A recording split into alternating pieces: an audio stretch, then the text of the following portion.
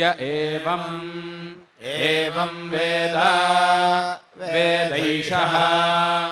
एष ते रुद्रभागः भागोऽयं यन्निरयाचथाः निरयाचथास्तं निरयाचथा इति निः अयाचथाः जुषस्व विदेः गौपत्यगुं रायः पोषगुं सुवीर्यगुं संवत्सरीणाम् सुवीर्यमिति सुवीर्यम् संवत्सरीणागस्वस्तिम् संवत्सरीणामिति संवत्सरीणाम् स्वस्तिमिति स्वस्तिम् मनुः पुत्रेभ्यो दायम् व्यभजत् अभजत्सः स नाभानेदिष्ठम्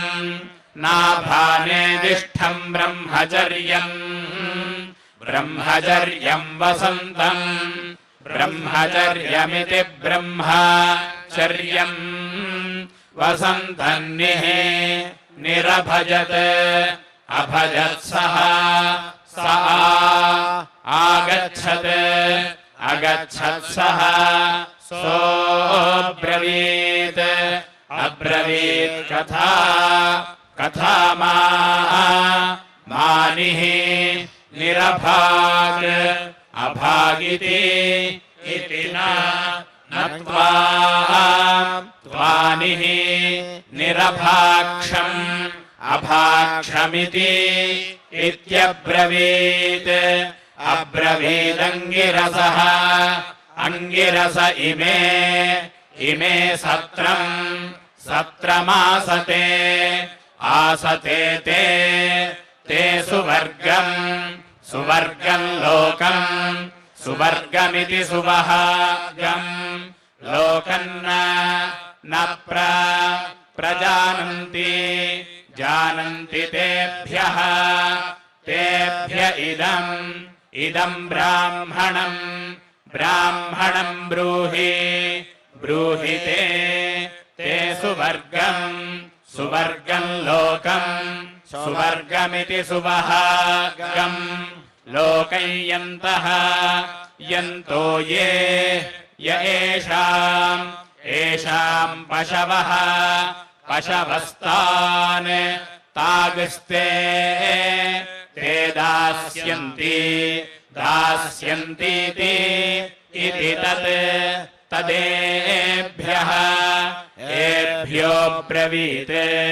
अब्रवीत् ते सुवर्गम् लोकम् सुवर्गमिति सुवहागम् लोकम् यन्तो ये येषाम् पशव आसन्तान् तानस्मा अददुस्तम्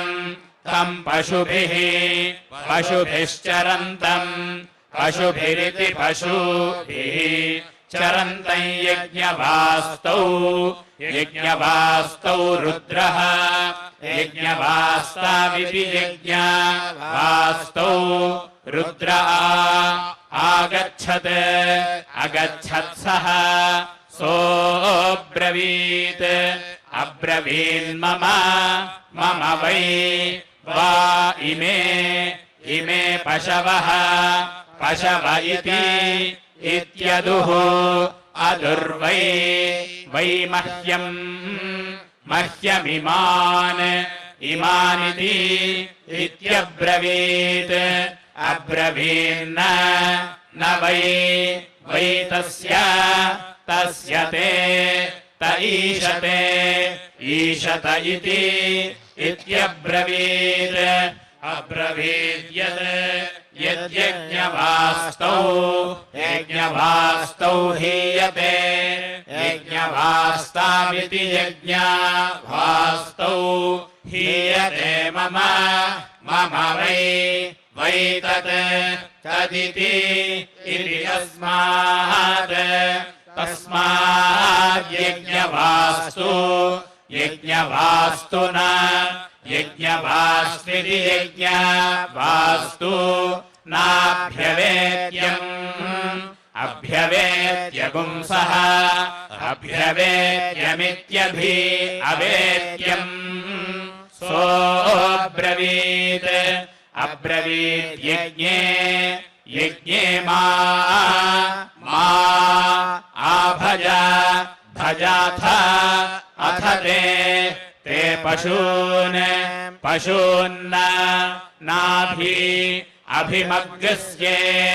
मग्गस्य इति तस्मै एतम् मन्थिनः सज्ञस्रावमजुहोत् सज्ञस्रावमिति संस्रावम्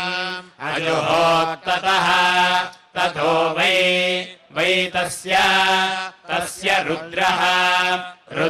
पशून्न नाभि अभ्यमन्यत अमन्यत एतमेवम् विद्वान् मन्थिनः सज्ञस्रावम् जुहोति सज्ञस्रावमिति संस्रावम् जुहोति न तत्र रुद्रः पशूनभि अभिमन्यते मन्यत इति मन्यते जुष्टो वाचो भूयासम् जुष्टो वाचः वाचस्पतये देवी वागिति वाक् यद्वाचः वाचो मधुमत्तस्मिन् मधुमदिति मधुमत् तस्मिन् माधाः स्वाहा सरस्वत्या इति सरस्वत्यै ऋचा स्तोमगुंसम् समर्थय अर्धय गायत्रेण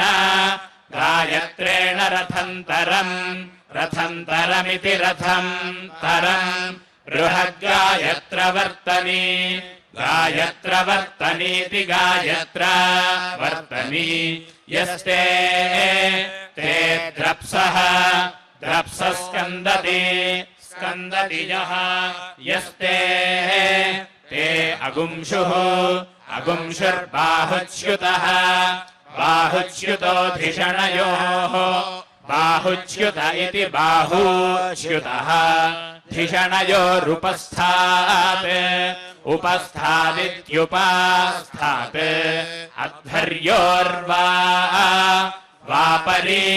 पर्यः यस्ते ते पवित्रात् स्वाहाकृतमिन्द्राय स्वाहाकृतमिति स्वाहाकृतम् इन्द्रायतम् जुहोमीति जुहोमि यो द्रप्सो अगुंशुः पतितः पृथिव्याम् परिवापात् पुरोडाशात् परिवापादिति परिवापात् पुरोडाशात् करम्भादिति करम्भात् धानासोमान् धानासोमादिति धानासोमात् मन्थिन इन्द्रशुक्रात् स्वाहाकृतमिन्द्राय स्वाहाकृतमिति स्वाहाकृतम् इन्द्रायतम् तञ्जुहोमि जुहोमीति जुहोमि यस्ते ते द्रप्सः द्रप्सो मधुमान् मधुमागुम् इन्द्रियावान् मधुमानिति मधुमान् इन्द्रियावान् स्वाहा कृतः इन्द्रियावानिति इन्द्रियावान् स्वाहा कृतः पुनः स्वाहा कृत इति स्वाहा कृतः पुनरप्येति अप्येति देवान् अप्येतीत्यपि एति देवानिति देवान् दिवः पृथिव्याः पृथिव्याः पर्यन्तरिक्षात् अन्तरिक्षात् स्वाहा कृतमिन्द्राय स्वाहा कृतमिति स्वाहा कृतम् इन्द्रायतम् तञ्जुहोमि जुहोमीति जुहोमि अध्वर्युर्वै वा ऋत्विजाम् प्रथमो युज्यते तेन स्तोमो योक्तव्य इति इत्याहुः आहुर्वाक् वागग्रेगाः अग्रेगा इत्यग्रेगाः अग्र एत्पृजुगाः ऋजुगा देवेभ्यः ऋजुगा इत्युर्जुगाः देवेभ्यो यशः यशो मयि दधति प्राणान् पशुषु प्राणानिति प्राणान् पशुषु प्रजाम् मयि प्रजामिति प्रजाम् मयि च यजमाने च चेति इत्याह वाचमेव तद्यज्ञमुखे युनक्ति यज्ञमुख इति यज्ञमुखे युनक्ति वास्तु वै वा एतद्यज्ञस्य क्रियते यत् यद्ग्रहान् गृहीत्वा बहिष्पवमानगुम् सर्पन्ति बहिष्पवमानमिति बहिः पवमानम् सर्पन्ति पराञ्चो हि यन्ति पराजीभिः स्तुवते वैष्णव्यर्चा ऋचा पुनरेत्या एद्या इत्या उपतिष्ठते यज्ञो वै विष्णुर्यज्ञमेव एवाकः अकर्विष्णो त्वम् विष्णो तन्नः नो अन्तमः शर्म यच्छ सहन्त्येति सहन्त्या प्रते ते धारा मधुश्च्युत वत्सम् मधुश्च्युत इति मधुश्च्युतः वत्सम् दुह्रते अक्षितमिति इत्याह आहयत् अस्य शयानस्योपशुष्यति उपशुष्यतीत्युपशुष्यति अस्यैतेन आप्याययति प्याययति अग्निना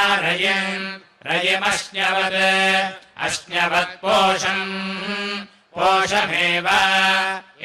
दिवे दिवे दिव इति दिवे दिवे यशसं वीरवत्तमम्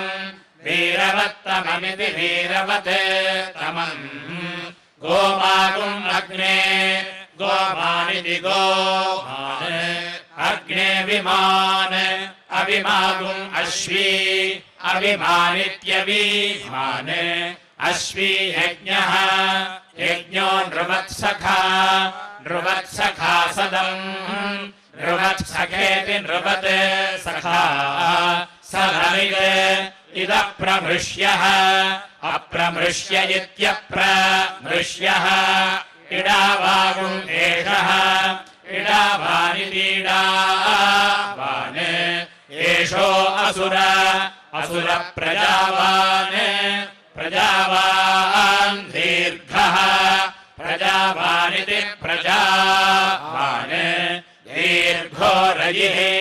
रयिः पृथुबुध्नः पृथुबुध्नः सभावान् पृथुबुध्न इति पृथुबुध्नः सभावानिति सभावान् आप्यायस्व प्यायस्व सन्देः त इति ते इह त्वष्टारम् त्वष्टारमग्र्यम् अग्र्यम् विश्वरूपम् विश्वरूपमुप विश्वरूपमिति विश्वरूपम् उपह्वये ह्वय इति ह्वये अस्माकमस्तु अस्तु केवलः केवल इति केवलः तन्नः नस्तुरीपम् तुरीपमथ अथ पोषयित्नु पोषयित्नु देव देवत्वष्टः त्वष्टर्वि विरराणः रराणस्य स्व स्यस्वेति स्यस्व यतो वीरः वीरः कर्मण्यः कर्मण्यः सुदक्षः सुदक्षो युक्तग्रावा सुदक्ष इति सुदक्षः युक्तग्रावा जायते युक्तग्रावेति युक्तग्रावा जायते देवकामः देवकाम इति देवकामः शिवस्त्वष्टः त्वष्टरिह इहा आगहि गहि विभुः विभुः पोषे विभुरिति विभुः पोष उत उतत्मनाः त्मनेति त्मनाः यज्ञे यज्ञेनः यज्ञे यज्ञ इति यज्ञे यज्ञे न उत उदव अवेत्यव पिशङ्गरूपः सुभरः पिशङ्गरूप इति पिशङ्गरूपः सुभरो वयोधाः सुभर इति सुभरः वयोधा सृष्टि वयोधा इति वयधाः सृष्टि वीरः वीरो जायते जायते देवकामः देवकाम इति देवकामः प्रजाम् त्वष्टा प्रजामिति प्रजा त्वष्टावि विष्यतु स्यतु नाभिम् नाभिमस्मे अस्मे अथ अस्मे इत्यस्मे अथ देवानाम् देवानामपि अप्येतु एतु पाथः पाथ इति पाथः प्रणः नो देवी देव्या आनः नो दिवः दिव इति दिवः पीतिवागुम् सगुम् सरस्वतः सरस्वतस्तनम् स्तनय्यः यो विश्वदर्शतः विश्वदर्शत इति विश्वदर्शतः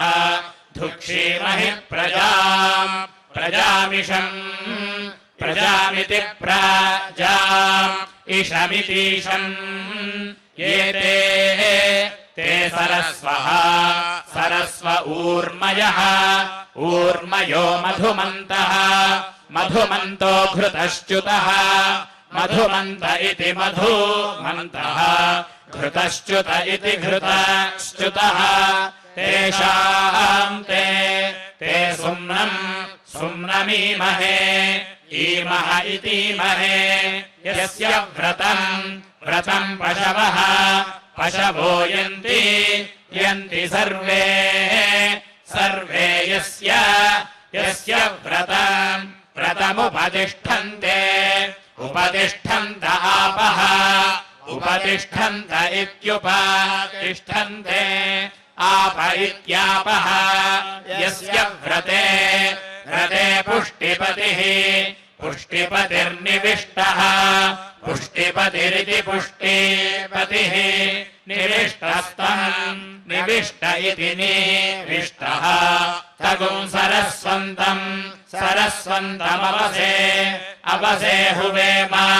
हुवेमेति हुवेम दिव्यगुं सुपर्णम्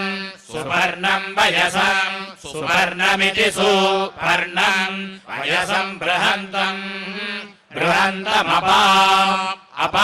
गर्भम् वृषभमोषधीनामित्योषधीनाम् अभिपतो वृष्ट्या तर्पयन्तम् तम् तगुं सरस्वन्तमवसे हुवेमेति हुवेम सिनीवानि पृथुष्टुके या पृथुष्टुक इति पृथुस्तुके या देवानामसि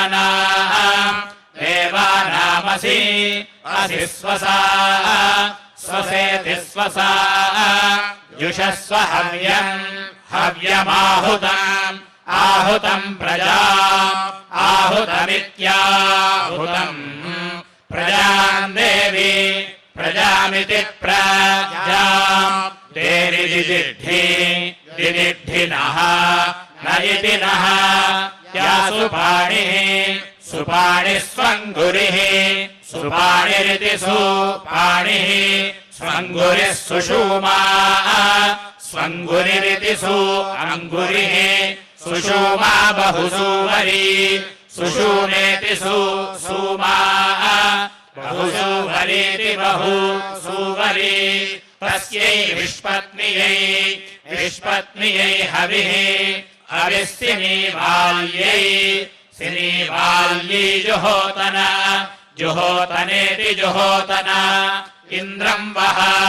वो विश्वतस्परीन्द्रम् इन्द्रम् नर इति नरः असितवर्णा इत्यसितवर्णाः हरयः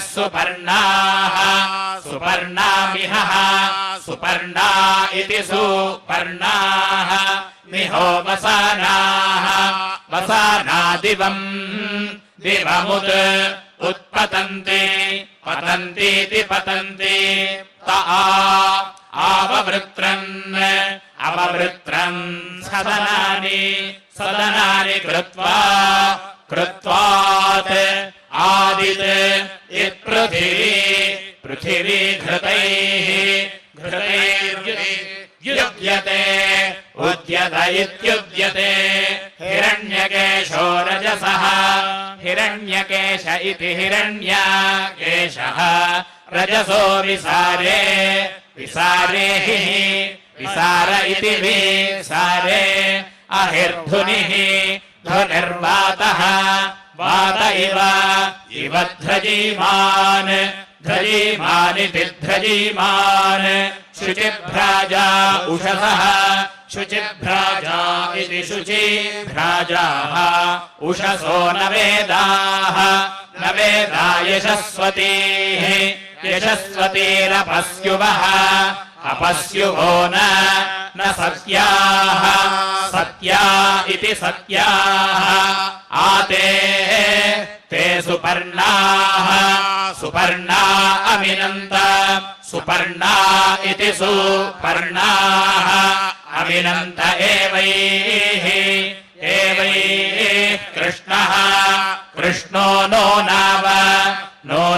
वृषभः वृषभो यदीदमितीदम् शिवाभिर्न स्मयमानाभिः स्मयमानाभिरा आगात् अगात् पतन्ति पतन्ति मिहः मिहस्तनयन्ति स्तनयन्त्यभ्रा अभ्रेत्यभ्रा वाश्रेव इव विद्युत् विद्युन्मिमाति विद्युदिति विद्युत् मिमाति वत्सन् वत्सन्न न माता माता सिशक्ति सिशक्तीति सिशक्ति येषाम् वृष्टिः वृष्टिरसर्जी असर्जीत्यसर्जी पर्वतश्चित् चिन्महि महि वृद्धः वृद्धो विभाय विभाय दिवः दिवश्चित् चित्सानो सानुरेजत रेजत स्वने स्वने वः व इति वः यत्क्रीडथ क्रीडथ मरुतः मरुतरिष्टिमन्तः रिष्टिमन्त आपः रिष्टिमन्त इत्यृष्टिमन्तः आप इव सध्रियञ्चः सध्रियञ्चो धवध्वे धवध्व इति धवध्वे अभिक्रन्द क्रन्दस्तनय स्तनय गर्भम् गर्भमा आधाः धा उदन्वता उदन्वता परि उदन्वतेत्युदन्वता परिदीया दीया रथेन रथेनेति रथेन धृतिपुंसु सुकर्ष कर्ष विषितम् विषितन्यञ्जम् विषितमिति विषितम् न्यञ्जगुं समाः समा भवन्तु भवन्तूद्वताः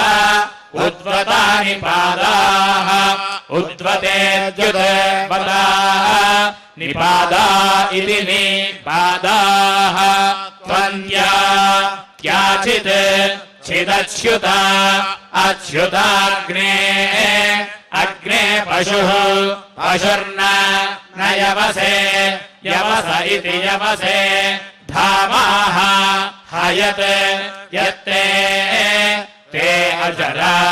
अजरवना वना वृश्चन्ति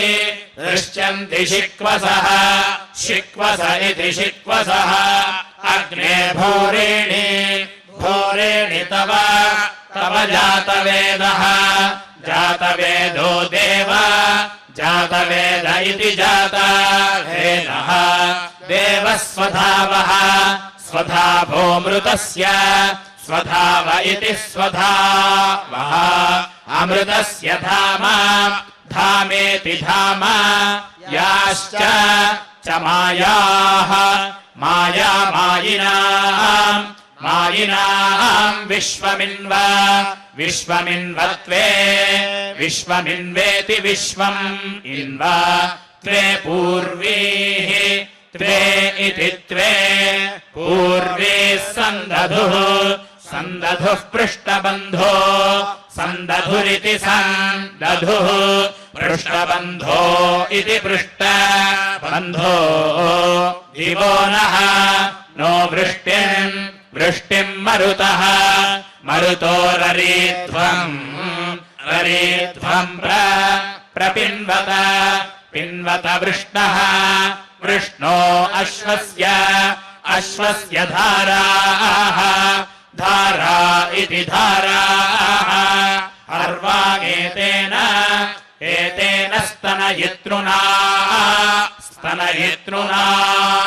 एहि एह्यपः अपो निषिञ्चन् निषिञ्चन्नसुरः निषिञ्चन्निति निषिञ्चन् असुरः पिता पिता नः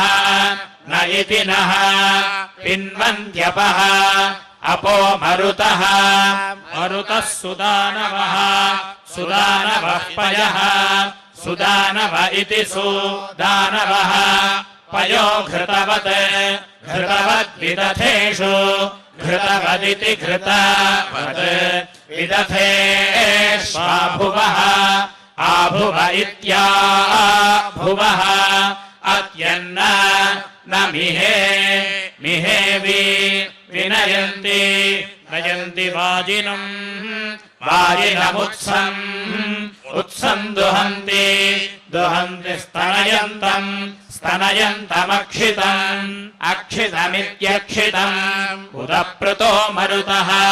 उदप्रुत इत्युदप्रुतः मरुतस्तान् तागुम् इयर्त इयर्त वृष्टिम् वृष्टिमिति ये विश्वे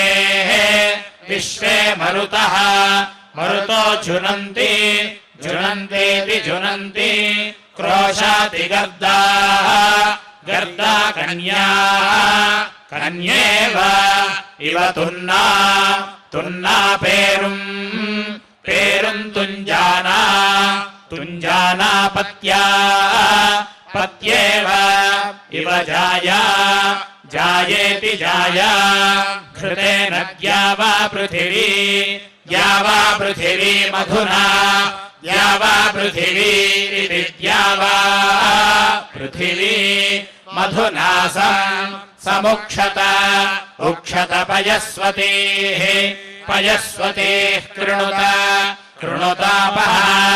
आप ओषधीः ओषधीरित्योषधीः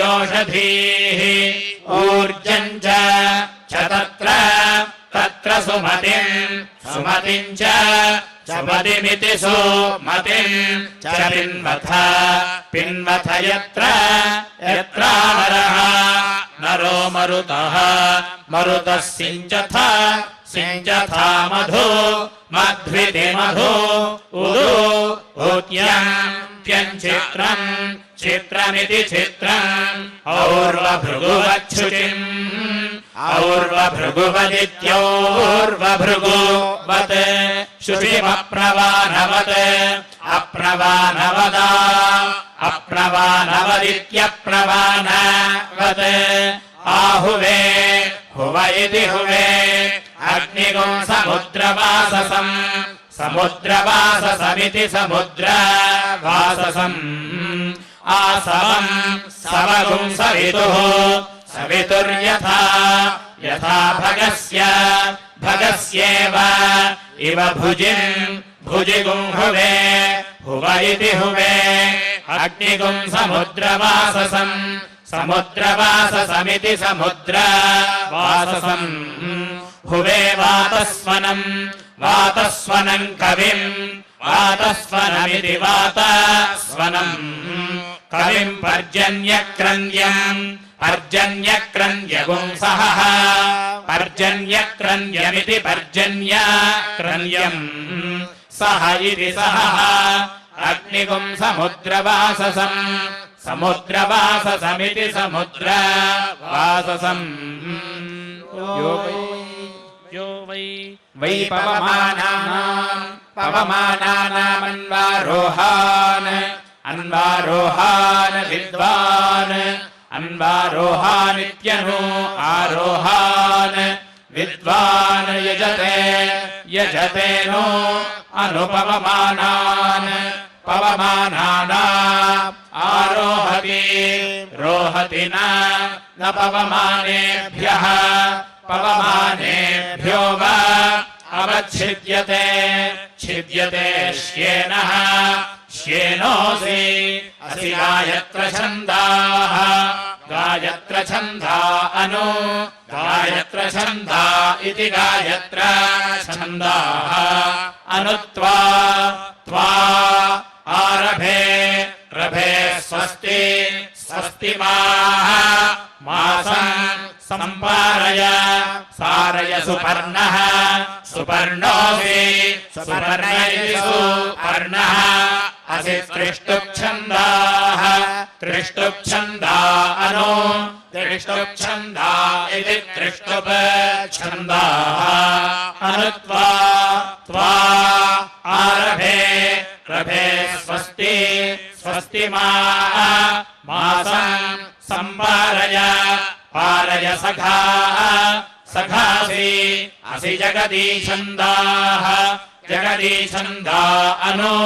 जगती छन्दा इति जगती छन्दाः अनुत्वा त्वा आरभे रभे स्वस्ति मासं सम्पारय पारयेति इत्याह आहैते एते वै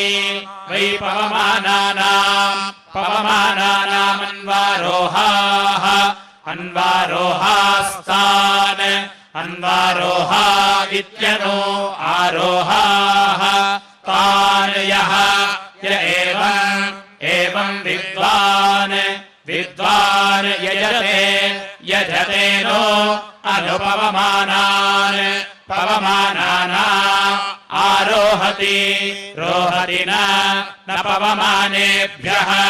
पवमानेभ्यो वा अवच्छिद्यते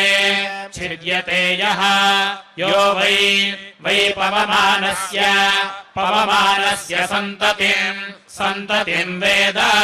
सन्ततिमिति सन्ततिं वेद सर्वमायुः आयुरेति न पुरायुषः आयुषः प्रमीयते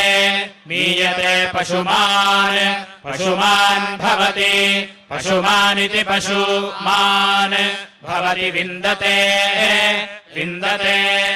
प्रजाम् पवमानस्य प्रजामिति प्रजाम् पवमानस्य ग्रहाः गृह्यन्ते अथ वै वा अस्यैते एते गृहीताः अगृहीता द्रोणकलश आधवनीयः द्रोणकलश इति द्रोणकलशः आधवनीयः पूतभृत् आधवनीय इत्याधवनीयः पूतभृदिति पूतभृत् तान् यदगृहीत्वा अगृहीत्वोपाकुर्यात् पवमानम् आकुर्यात् पवमानम् छिन्द्यात् तम् विच्छिद्यमानमध्वर्योः विच्छिद्यमानमिति विच्छिद्यमानम् अध्वर्योः प्राणो नो प्राण इति प्राणः अनुवे छिद्येतोपयामगृहीतः उपयामगृहीतोऽसि उपयामगृहीत इत्युपयामगृहीतः असि प्रजापतये त्वा प्रजापतय इति प्रजापतये त्वेति इति द्रोणकलशमिति द्रोणकलशम् वृषेदिन्द्राय त्वा त्वेति आधवनीयम् विश्वेभ्यः आधवनीयमित्याधवनीयम्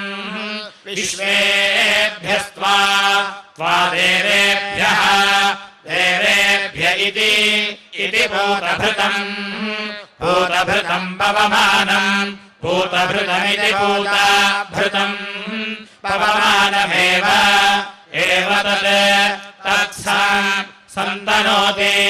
तनोति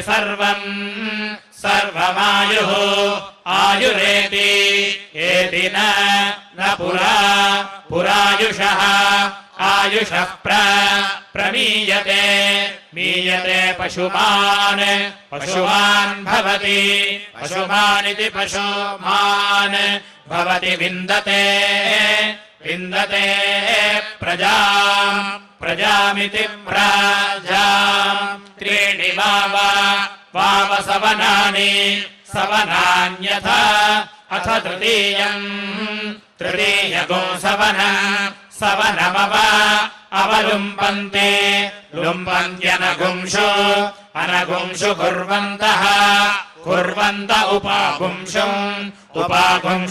हुत्वा उपागुंशुमित्युप अगुंशुम् भूत्वोपागुंशु पात्रे उपागुंशु पात्रे गुंशुम् उपागुंशु पात्र इत्युपागुंशु पात्रे अगुंशुमवास्य अवास्यतम् अवास्येत्यवा अस्य तम् तृतीयसवने तृतीयसवने विसृज्य तृतीयसवन इति तृतीयसवने अपिसृज्येत्यभिसृज्य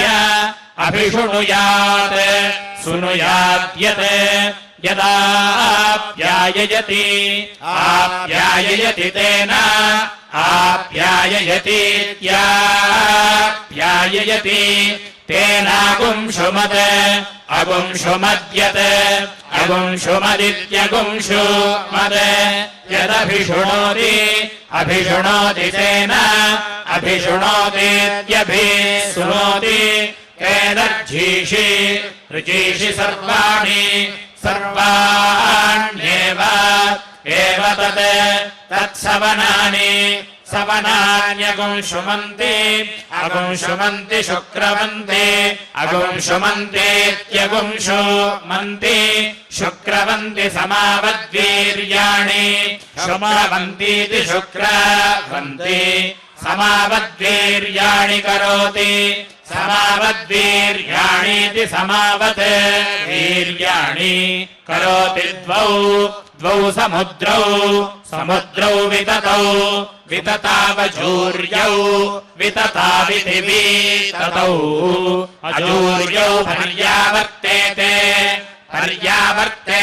जठरा पर्यावर्तेते इति आवर्तेते जठरेव इव पादाः पादा इति पादाः तयोः पश्यन्तो अतियन्ति यन्त्यन्यम् अन्यमपश्यन्तः अपश्यन्तः सेतुनाति अतियन्ति यन्त्यन्यम् अन्यमित्यन्यम् द्वे द्रधसि द्वे इति द्वे द्रधसि सतती द्रधसि इति द्रधसि सतती वस्ते सतती इति सतती वस्त एकः केशी विश्वा भुवनानि विद्वान् इति विद्वान् तिरोधायेति तिरः धाय एत्यसितम् वसानः शुक्रमा आदत्ते दत्ते अनुहाय जार्यै अनुहायेत्यनुहाय जार्या इति जार्यै देवा वै यद्यज्ञे कुर्वत अकुर्वत तदसुराः अकुर्वत ते देवाः देवा एतम् महायज्ञमपश्यन् महायज्ञमिति महायज्ञम् अपश्यन्तम् अग्निहोत्रम् व्रतम् अग्निहोत्रमित्यग्निहोत्रम् अकुर्वत तस्माद्विव्रतः स्यात् विव्रत इति द्विव्रतः स्याद्भिः ह्यग्निहोत्रम् जुह्वति अग्निहोत्रमित्यग्निहोत्रम् जुह्वति पौर्णमासम् यज्ञम् पौर्णमासमिति पौर्णमासम् यज्ञमग्निशोमीयम् पशुम् अग्निशोमीयमित्यग्निशोमीयम् पशुमकुर्वत दार्श्यम् यज्ञमाग्नेयम् पशुम् पशुमकुर्वत अकुर्वत वैश्वदेवम् प्रातः सवनम् वैश्वदेवमिति वैश्वदेवम् प्रातः सवनमकुर्वत प्रातः सवनमिति प्रातः सवनम् अकुर्वत वरुणप्रघासान् माध्यम् दिनम् वरुणप्रघासानिति वरुणप्रघासान् माध्यम् दिनगुम् सवनगुम् साकमेधान् पितृयज्ञम् साकमेधानिति साकमेधान् पितृयज्ञम् पितृयज्ञमिति पितृयज्ञम् त्र्यम्बकागस्तृतीय सवनम् त्र्यम्बकानिति त्र्यम्बकान् तृतीय सवनमकुर्वत तृतीय सवनमिति तृतीय सवनम् अकुर्वत येषामसुराः असुरा अन्ववाजिगागुंसन्तम् अन्ववाजिगागुंसन्नित्यनो अवाजिगागुंसन् तन्न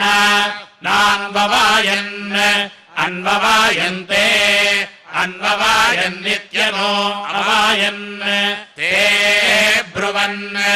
अब्रुवन् अध्वर्तव्या वै वा इमे देवाः अभूवन्निति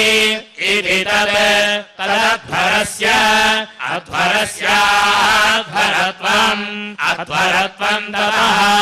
अध्वरत्वमित्यध्वरत्वम् ततो देवाः अभवन् परासुराः असुरायः एवम् विद्वान् सोमेन यजते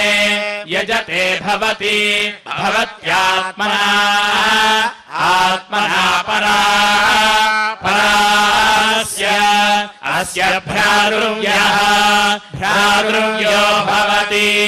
भवतीति भवति श्रियः कान्ताय कल्याणनिधयेऽर्थिना श्रीवेङ्कटनिवासाय श्रीनिवासाय मङ्गलम् हरिः ओम्।